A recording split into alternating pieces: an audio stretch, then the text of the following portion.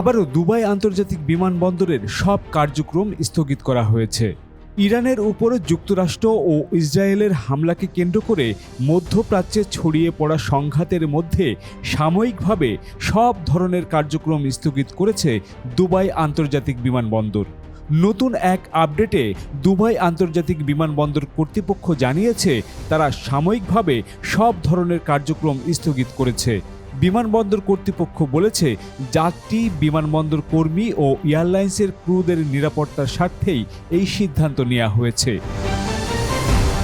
গত ২৮ ফেব্রুয়ারি থেকে দুবাই সহ মধ্যপ্রাচ্যের বিভিন্ন গন্তব্যে সাময়িকভাবে ফ্লাইট স্থগিত করা হয়।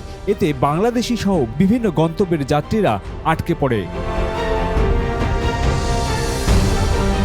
ঢাকার হযরত শাহজালাল আন্তর্জাতিক বিমানবন্দরে এর প্রভাব পড়েছে ব্যাপক।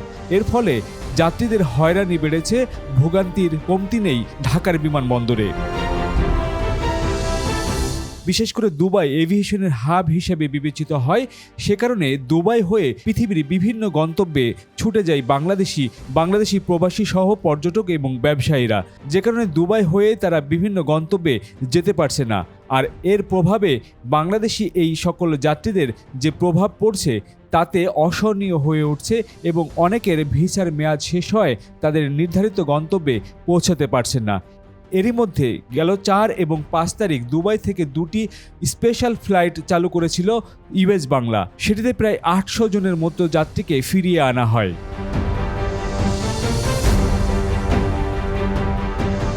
আবারও নতুন করে তারা পরিকল্পনা করছিল এরকম স্পেশাল ফ্লাইটের অনুমতি নিয়ে বাংলাদেশি যারা আটকে পড়েছে তাদেরকে ফিরিয়ে আনার।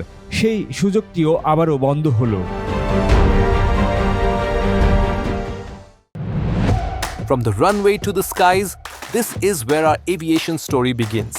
Aircraft, airports, and thrilling journeys all in Bangla for the world. Discover the wonders of aviation, the known, the unknown, and the stories that make the skies come alive.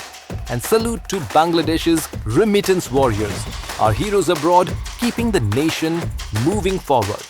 I am Jolhas Kabir. Welcome to the skies and to the stories that truly matter.